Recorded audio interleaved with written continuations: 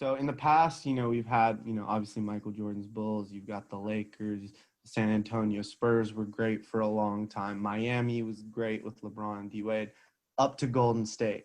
So my question to you kind of is, after LeBron made the move, both to and from Miami back to Cleveland, we saw an era of player mobility, right? So what my question is do you think that this increased player mobility, not necessarily just from like the All-Stars, because All-Stars have always had that weight. Shaq got the move from LA back to Miami when he wanted, right? So has the increased player mobility that we see today in today's game, has that led to a more parity between teams, like we see last year between LA, Clipper, the Nuggets, Milwaukee, even the Nets if they were healthy? So do you think that it's increasing parity per se, or do you think it's decreasing? Because I honestly might argue that it is increasing, because you've got players on shorter fuses like Russ and CP3 who demand trade after one season or so.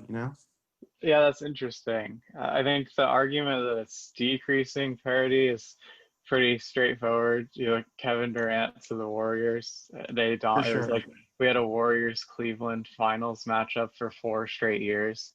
When the Warriors dynasty existed, everybody knew who was going to win the West for 4 or 5 years. But right now, this NBA is a lot better. I think not that more competitive, more you don't know who's going to come out of each conference.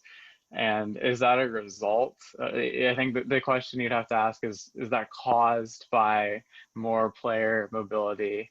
And not necessarily, although it is fun to watch a lot of quote super teams be put together. What happened to the Clippers, AD and LeBron to the Lakers.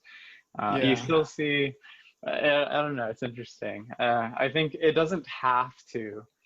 I think it's a complicated question, and I don't think there's a straightforward answer. I think it can lead to great parity because you're putting control in the player's hands, right? So whether the parity is increased or decreased in a way depends on where the players end up deciding to go.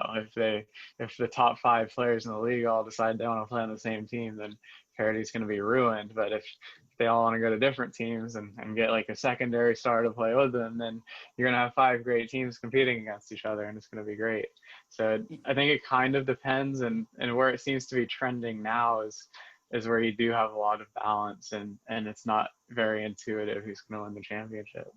Yeah, and if I may add on to that, and this might be a little bit of recency bias, right? Because you look at the 2000s, right? I'm just going to take the snapshot of the 2000s.